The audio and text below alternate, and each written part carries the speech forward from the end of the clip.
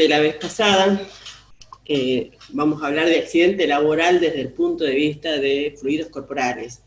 Así también vamos a profundizar, me pareció muy importante y no quería dejar de mencionar lo que Beto dijo la vez pasada con respecto a la ART que tenemos en la provincia de Jujuy. Así que sería bueno que ATE nos acompañe para tener una ART que corresponda para los fines según la ley, ¿sí? Siempre es bueno recordar, como ustedes ya lo han dicho, que un accidente de trabajo es lo que sucede al trabajador durante su jornada laboral o en el trayecto. Y me pareció muy conveniente lo que Magali acotó, porque muchas veces en la parte de salud tenemos este problema, que no puedo salir a atender a la vereda porque estoy afuera del hospital. Me pareció muy conveniente porque estamos en razón de servicio, como lo dijo ella. Si nuestro superior tácitamente o no nos dice que tenemos que salir porque estamos en cumplimiento del trabajo, así como salir a hacer la fotocopia. No así cuando queremos salir a comprar las facturas, por ejemplo, en ese caso, bueno, ahí no estamos cubiertos. Pero me pareció muy bueno que esto quede bien claro, ¿sí? Para comenzar. Hay cosas que yo las voy a pasar por alto, por el tema de que ya lo han dicho. Vamos a la siguiente. Acá el accidente, yo siempre lo pongo que está una cosa, lo que es la asistencia al accidentado y el trámite administrativo que tenemos que realizar para tener los papeles en orden y para que después no nos digan eso no fue un accidente laboral. Vamos a la otra. Entonces, en la acción inmediata, cuando yo tengo el accidente laboral con respecto a sangre o fluidos corporales o a otro tipo de accidente, procedimiento legal en caso de accidente de trabajo, el trabajador accidentado o cualquier persona que haya tomado conocimiento de este hecho, porque la compañera se cayó en la escalera y de pronto voy a avisar a la supervisora, aviso al jefe inmediato superior que está en el turno y que está en la zona de trabajo, ¿sí? Porque generalmente es el primero que se le tiene que avisar, ¿sí? Se le dice verbalmente, pero uno ya lo está informando y ya tiene un testigo que fue la compañera que salió corriendo a avisar, ¿sí? Vamos a la otra. La denuncia se va a hacer en una acción inmediata. La denuncia se hará a la policía más cercana al lugar del accidente, que es algo, como yo le decía a Beto, no figura en ninguna ley, y nosotros en su momento cuando decían denuncia a la policía, ¿pero por qué? Y es un requisito del Instituto de Seguro que actúa como ART, ¿sí? Que eso, bueno, Beto nos aclaró que no estaba inscripto, pero bueno, acá en la provincia de Jujuy, desgraciadamente, actúa como ART y lo tenemos que asumir con la denuncia, ¿sí? Porque después el día de mañana, si nosotros necesitamos reclamar nada, no hicimos la denuncia, no estamos cumpliendo con los requisitos que nos imponen, ¿sí? La nota al superior inmediato es una acción inmediata, o sea, yo no la hago en el momento que estoy accidentado, lo puedo hacer al día siguiente, porque total yo ya le avisé de forma verbal, ¿sí? Donde yo le informo del accidente, me caí a tal hora, me golpeé tal cosa, me pasó tal otra, me indicaron tal cosa, ¿sí? Y adjunto los comprobantes que tuviera. Y en recursos humanos también yo tengo que llenar un formulario de declaración individual de accidente de trabajo, ¿sí? Que uno va y parece que es un papiro el que tiene que escribir, pero sí tiene que hacerlo porque es un requisito legal. Eso en relación a cualquier accidente. Ahora vamos al siguiente. Entonces, nosotros tenemos acá, cuando estamos hablando de accidente con fluidos corporales, lo primero y primordial es la asistencia. Le saltó sangre al ojo del compañero. ¿Qué tenemos que hacer? Es atenderlo, lavarle los ojos, porque los ojos es una esponja, absorbe cualquier virus que tuviera, se contagia de hepatitis B, se puede contagiar de hepatitis C, HIV es menos la proporción, pero se puede contagiar. Entonces, primero la asistencia, ¿sí? En el lugar del accidente, yo no espero que se vaya al otro hospital, no, ahí nomás en el lugar donde se accidentó, comienzo con el lavado de ojos, por ejemplo, en ese caso, ¿sí? En el lugar del accidente, o en la guardia del hospital, y el seguimiento de ese accidentado, porque seguramente cuando le hicieron la valoración, si no se sabe que la sangre, si la persona donante de esa sangre, digamos que le salpicó a los ojos, no sabemos en qué estado serológico está, no sabemos, el que le va a hacer el seguimiento de la RT, el hospital o la obra social, ¿sí? Porque ¿qué pasa? Yo después de hacer los estudios puedo definir si tiene una serología positiva y si necesita tratamiento. Vamos a la siguiente. Trabajadores somos todos, por eso es que yo muchas veces digo, no es solamente el que está con la chaqueta o con el ambo el trabajador del hospital, trabajadores somos todos, y en todas las instancias corremos el riesgo de tener un accidente con sangre o fluidos corporales. Desde la persona que recoge la basura, una aguja mal dispuesta puede pincharle, puede ocasionar un accidente, y muchas veces estos accidentes se minimizan, no se denuncian. Vamos al siguiente. Acá es en norma general lo que acaba de mencionar Magalí, o sea, todos los riesgos físicos que existen de accidentes, ¿sí? No lo vamos a detallar porque ya lo han detallado bastante. Vamos al siguiente. Esto es bioseguridad del trabajador, está al medio. Están todos los riesgos alrededor, mecánicos, químicos, físicos, eléctricos, biológicos. Y en riesgos biológicos es cuando nosotros estamos hablando de bioseguridad, la B larga del biológico. Y ahí estamos hablando de los equipos de protección personal contra ese riesgo biológico en el momento que yo voy a trabajar. Y qué elementos son los que me pueden ocasionar el riesgo biológico a mí. ¿Qué cosas me pueden ocasionar ese accidente?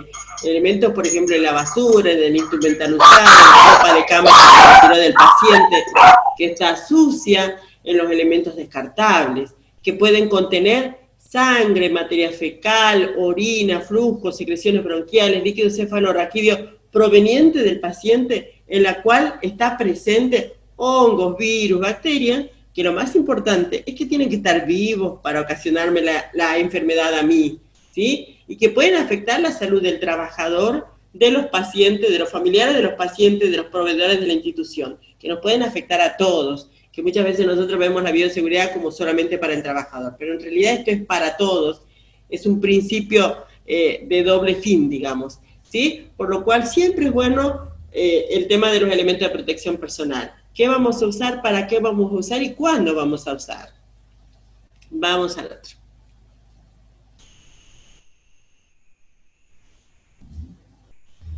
Bueno, esto también, o sea, cómo el trabajador está rodeado por todos los riesgos que tiene durante su jornada laboral. Vamos al otro.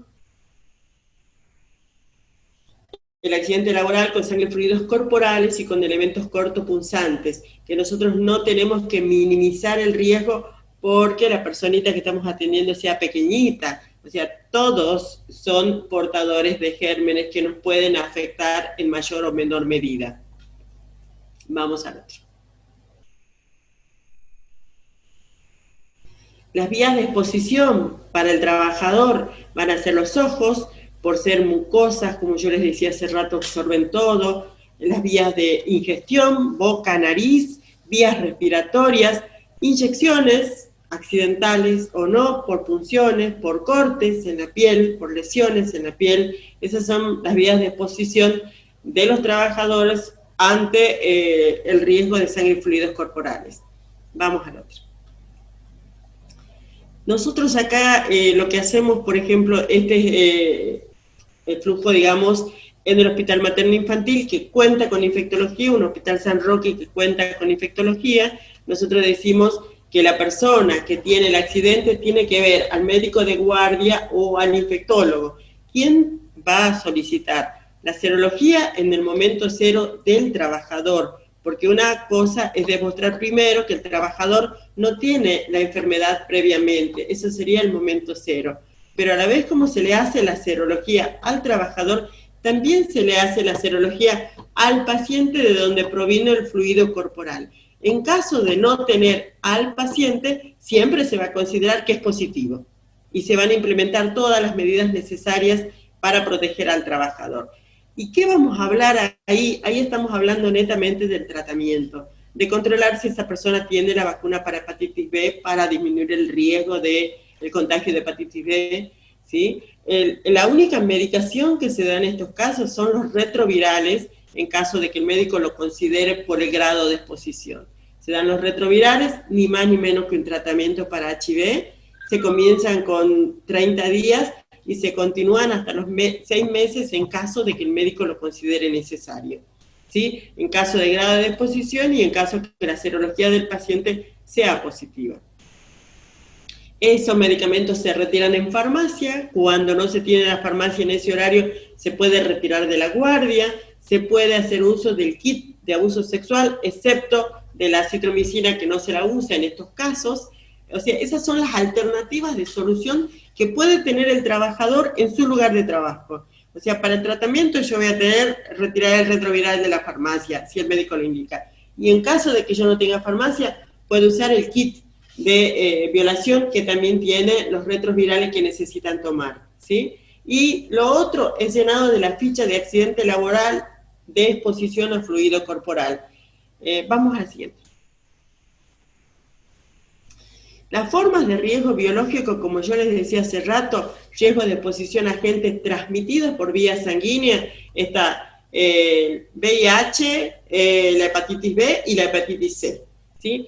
El riesgo de exposición a agentes transmitidos por vía respiratoria está el Mycobacterium tuberculoso, que es una forma muy fácil de contagiarse, meningococo, influenza, coqueluche, difteria, sarampión, y en este momento estamos hablando del coronavirus, ¿sí? Porque es una exposición más que nada transmitida por vía respiratoria. El riesgo de exposición a agentes transmitidos por contacto, y está la sarna, que nadie lo piensa como un accidente laboral, pero uno lo puede adquirir de los pacientes, ¿sí? Porque, bueno, no viene con previo aviso, no viene con cartel propio. Cuando uno se enteró, comenzó a picar y, bueno, resulta que los pacientes tenían sarna.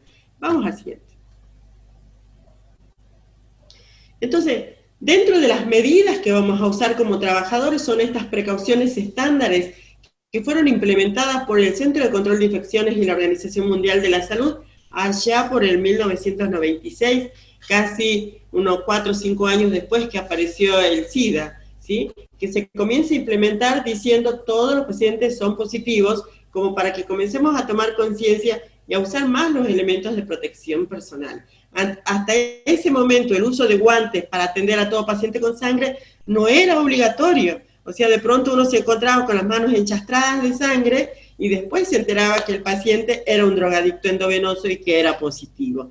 Entonces, se baja el riesgo y se baja la posibilidad de contagio utilizando los elementos de protección personal según la acción o la actividad que se va a realizar. No es que yo me tengo que poner todo para atender a todos los pacientes. Según lo que yo voy a realizar, según el grado de exposición, voy a elegir los elementos de protección personal. Y ahora que estamos tan cerca del 5 de mayo, es bueno recordar que el tema del lavado de manos, así como lo explicaron en la sesión anterior, es fundamental porque es la medida más costo eficiente. Nosotros lavándonos las manos adecuadamente, eliminamos los gérmenes de las manos y evitamos llevarlo a los ojos, que es algo que se está haciendo hincapié ahora con el coronavirus, pero que en algunos casos no se está usando la cantidad de productos suficiente. 2 mililitros de alcohol en gel o 2 mililitros de solución hidroalcohólica tienen que alcanzar para frotar toda la superficie de la palma, del dorso y de los dedos, ¿sí? Y 30 segundos de fricción. No es que me enjuago las manos así nomás y ya está. Así tal cual como lo explicó el disertante anterior, dedo por dedo, palma, dorso, espectacular la explicación, así tiene que ser para asegurarnos.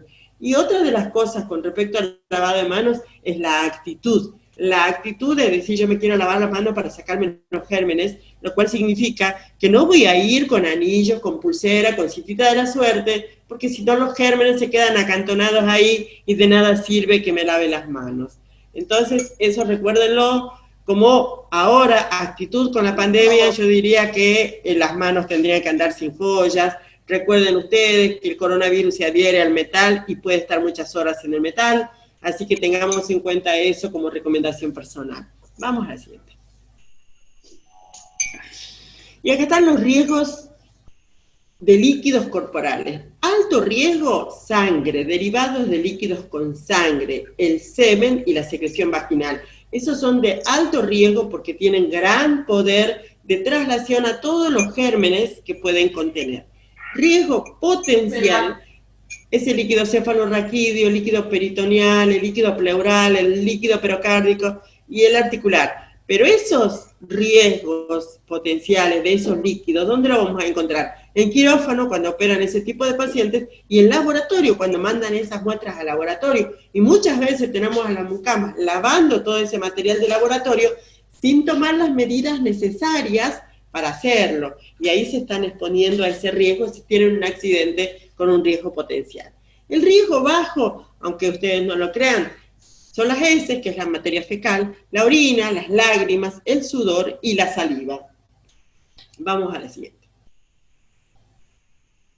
Entonces, el concepto de exposición significativa lo tenemos que tener en cuenta porque cuando yo me accidento tengo que ver cuán significativa es esa exposición, o sea, cuánto he tenido de contacto. Se considera toda introducción involuntaria, percutánea, me pinché con una aguja, exposición de la piel o de las mucosas, con lesión reciente a sangre o instrumentos contaminados con fluidos corporales de alto riesgo. Digamos, por ejemplo, yo voy a tener menos riesgo si me pincho con una aguja mosquito, que es con la que administro insulina, ¿sí? Así me pincho con un trocar, que es lo que usan los anestesistas para dar anestesia, porque es una aguja gruesa, de gran milímetro, y tiene en su interior sangre. Entonces yo tengo que saber diferenciar. Y si a eso le sumamos que tiene un reservorio que tiene sangre presente, el riesgo es mucho mayor. Entonces siempre tenemos que ver cuán riesgoso fue el accidente para poder definir si va a comenzar con tratamientos o no. Vamos a ver. Y esto es importante que lo sepan, porque muchos se preocupan por el HIV, pero ustedes fíjense, si yo me pincho con una aguja de un paciente con HIV, yo tengo el 0,3%, o sea, 3 personas de cada 1000 se pueden contagiar. Y si es mucosa, 3 personas de cada 10.000 se pueden contagiar. Pero si me pincho con una aguja con sangre, con hepatitis B, es el 30%. Son 300 personas de 1000 las que se contagian. Por eso es que es importante que todos los que trabajan en salud se pongan las 3 dosis de vacuna para hepatitis B, porque teniendo las 3 dosis y habiéndose hecho después el dosaje de anticuerpos para ver si tienen las defensas, van a estar protegidos. Si se pincha con la aguja no se van a contagiar hepatitis B. Y hepatitis C, que no tenemos vacuna para hepatitis C, es el 10%, 100 personas de cada 1000 se contagian. ¿Y cuál es el riesgo de contagiarse la hepatitis B o la hepatitis C? El riesgo es que muchas veces uno se entera que una vecina falleció por cirrosis y uno dice, si esa mujer nunca tomó, porque uno asocia la cirrosis con los que toman. Pero las hepatitis, así como su palabra lo dice, hepato del hígado, y titis, inflamación, es la inflamación del hígado. Es una enfermedad que me inflama el hígado y me provoca insuficiencia hepática y me provoca cirrosis y me mata al trabajador a la larga, porque es después de muchos años, por cirrosis. ¿Y qué fue? Fue una hepatitis que se contagió trabajando. Vamos a la siguiente. Bueno, los factores de riesgo que aumentan las probabilidades de contagiarse un VIH después de un pinchazo con la aguja, si el pinchazo fue profundo, si los títulos séricos virales del paciente están elevados, o sea, tiene mucha presencia de virus en su sangre, si la sangre visible en el dispositivo, les decía yo si tenía sangre adentro de ese dispositivo que me pinchó, y si ese dispositivo estaba en arteria o en vena y me da a mí, ¿sí? También tengo riesgo. Esos son estudios que se han hecho en el 98, según el Centro de Control de Infecciones de Estados Unidos. Así que desde el 98 nosotros tenemos estos conocimientos, pero no los aplicamos. Vamos a la siguiente. ¿Qué afecta el riesgo? La cantidad de la sangre. Por ejemplo, yo sé del caso de un hospital de Buenos Aires donde un residente se contagia HIV, porque cuando se saca sangre a un niño, generalmente uno maneja la jeringa y el otro maneja la aguja. Resulta que el residente, por el cansancio, en vez de pinchar el tapón, se pinchó la mano y el compañero apretó el émbolo, lo inoculó, le inyectó sangre, ¿sí? Que si bien no fue en vena, pero lo inoculó y eso hizo que se convirtiera en positivo. Miren ustedes el accidente, ¿sí? Una fuente con enfermedad avanzada también puede hacer que eso, o sea, la persona con la sangre de la persona que está con una edad con una enfermedad muy avanzada, también puede tener más riesgo, y la respuesta inmune de cada uno de nosotros, que cada uno por ahí, por el tema del cansancio, de las largas horas de trabajo, tiene la inmunidad un poco baja, también se contagió, ¿sí? Vamos al siguiente. El cuidado de la herida en el momento del accidente, si fue por pinchazo, vamos a limpiar las heridas, lavar con agua y jabón, ¿sí? Muchas veces cuando yo hablo de denunciar este accidente, es denunciable el pinchazo, aunque yo no me tome días por accidente laboral, lo mismo tiene que quedar registrado, porque desgraciadamente estas heridas no me avisan en el momento que me contagié, a veces me avisan a los meses, y es importante, ¿sí?, que el trabajador sepa que uno se accidentó. Que el trabajador, que el director sepa que uno se accidentó y que uno quede registrada como un accidente laboral. Vamos al siguiente. Lo que nosotros tenemos que evitar es eso de ordeñar la herida, ¿sí? Muchas veces los accidentes que ocurren en los hospitales no son reportados. Y muchas veces cuando uno dice cuando está con guantes, hay un poco más de protección, porque si la aguja tenía sangre, ustedes van a ver que cuando se pinchan, queda una areola de sangre en el guante, que es la sangre que retiene el látex, ¿sí? Por eso siempre se recomienda a todas las enfermeras que van a poner accesos vasculares que usen guantes, porque uno nunca sabe cuándo está el riesgo de poder accidentarse. Vamos al siguiente. Estas son las zonas donde habitualmente se pinchan la parte de enfermería más que nada. Y generalmente el 70% de posibilidad de pinchazo la tiene cuando va a encapuchar la aguja. La aguja no se debe encapuchar, la aguja se debe descartar en el descartador de corto punzante sin encapuchar, porque si no tenemos más riesgo de accidentarnos.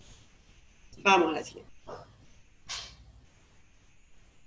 Las consecuencias de los accidentes de trabajo con exposición biológica que ocurren en los hospitales no son inmediatas, que era lo que yo les decía hace rato, pero lamentablemente son irreversibles. Ese ojo amarillo que ustedes ven ahí es un ojo con ictericia, porque me está diciendo que el hígado está trabajando mal, está funcionando mal, y que la bilis se está reteniendo dentro de ese ser humano. Entonces, eso ustedes le tienen que hacer acordar, que tienen que tener precaución, como lo dijo, prevenir los accidentes laborales. Y si nosotros nos enteramos que en determinado lugar se están ocurriendo frecuentemente ese tipo de accidentes, buscar la causa para minimizar el riesgo para el trabajador. A mí me pareció perfecto que dentro del gremio se esté trabajando con esto. Me pareció perfecto, porque no siempre se ve así. Vamos a la siguiente. Las responsabilidades son compartidas, ¿sí? Por un lado tenemos la responsabilidad de la institución y por otro lado del trabajador o del accidentado. ¿Por qué? El trabajador tiene los elementos de protección personal, la institución se los compró, se los dio, ¿son adecuados? ¿Los usa? ¿No los usa? ¿Por qué no los usa? ¿Sí? El conocimiento. La institución tiene que velar porque el trabajador esté con los conocimientos actualizados, así como lo dijo el disertante anterior, por más que hayamos practicado colocarnos los EPP, llega un momento en que a veces uno ya por la costumbre lo hace de memoria y puede cometer errores y exponerse. Y la responsabilidad es compartida, es la base de todo.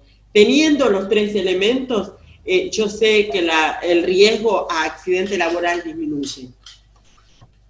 Vamos a la siguiente. Bueno, hay muchísimas leyes. Una de estas son con respecto, fuera de lo que es derecho de trabajo que ya les puso Magalí, hay leyes nacionales y provinciales sobre VIH-Sida en la República Argentina y hay normas de notificación de accidente laboral y atención al personal de la salud con riesgo de infección por patógenos sanguíneos, que están actualizadas. Una de las primeras precursoras que salió con respecto al accidente con fluidos corporales fue la de VIH, que en su artículo 12 dice que toda institución debe de proveer los elementos de protección personal al trabajador que tiene exposición con sangre y fluidos corporales. Vamos a la otra. Bueno, gracias. El tema quise darlo así rápido como para que hubiera tiempo para las preguntas. ¿Puedo preguntar? Sí. Hablaste en un momento de planilla y después de ficha. Hay dos. Para llenar. Sí, hay dos. Hay dos, esa era mi pregunta. Y la segunda pregunta es, ¿Cuál es el contenido y qué grado de detalle te piden en el contenido de la planilla y de la ficha? La planilla del accidente laboral que se llena en la parte de personal es una planilla general donde el trabajador relata cómo fue el accidente pese que ya hizo la nota. Y la ficha, que es la que se llena en la parte de control de infecciones, es donde hace mucho hincapié, y es tal cual lo dice el decreto, hace mucho hincapié a si usó los elementos de protección personal, si los tenía puestos, no los tenía puestos, por qué los tenía puestos, y cómo fue el paso a paso del accidente, con qué fue la exposición, si hubo exposición a sangre, si hubo lesión en la parte de la piel, porque muchas veces son cortes con bisturí y eso ocasiona mayor lesión, mayor riesgo, y esa tiene diferentes cuerpos. Una parte donde se pone la denuncia, otra parte donde se completa la parte de la consejería, porque vos a ese trabajador que tuvo sangre con exposición a sangre o fluidos corporales y corre el riesgo de tener un HIV, vos tenés que hacer una consejería donde vos le tenés que explicar que por estos 6 meses no se puede embarazar o que tiene que usar profilácticos para tener relaciones sexuales con su marido. Y hay que explicarle al marido también por qué. Porque en esos 6 meses esa persona puede ser o convertir y puede estar poniendo en riesgo de contagiarle con HIV al marido. Entonces, todo eso es un entorno psicológico impresionante que uno tiene que cubrir, y en esa ficha está el cuerpo donde dice consejería, y está el cuerpo donde dice, donde escribe el médico que le pidió los análisis, qué indicaciones le dio y qué medicamentos retiró. O sea, donde queda todo registrado, el paso a paso del primer momento. Una cosita más, ya que me dejaste preguntar. Si te rechazan el accidente, ¿hay alguna norma interna que prevé alguna apelación en el instituto? No, nosotros directamente lo que hacemos, para que no lo rechacen, porque pasó un accidente con una compañera en Ledesma, ella se cayó por el verdín que estaba cerca del aire acondicionado, ¿sí? Y en su momento no hizo la denuncia de la policía, entonces no se lo querían tomar como accidente laboral, necesitó cirugía, un montón de cosas y no se lo querían tomar como accidente laboral, se le estaban acabando los días de parte médico y todo lo demás y era todo un problema, ¿sí? Ella sí se presentó con abogado. Nosotros lo que instamos a la gente es que la denuncia se haga prácticamente inmediatamente si se puede hacer, ¿sí? Muchas veces usamos la misma seguridad, nosotros en las guardias generalmente tenemos un policía por el tema de víctimas de violación y todo eso que tiene que estar el policía para la primera intervención, entonces lo usamos al policía de la primera intervención para que deje registrado como denuncia ese accidente, como para arrancar y decir en el momento cero yo hice todo, ¿sí? Pero sí, hay que hacer fuerte capacitación, por esto me parece muy bueno lo que están haciendo. O sea, el tema del cuadrito que te dije la vez pasada, Magalí, se lo mandé a Pato, a Patricia Taritolay, espero que te lo mande. Si a ustedes les gusta, me encantaría que lleve el logo de ATE, porque es una muestra también que está al lado del trabajador para ver por esto, ¿no? Cómo tiene que hacerlo acá en Jujuy por el tema del accidente laboral.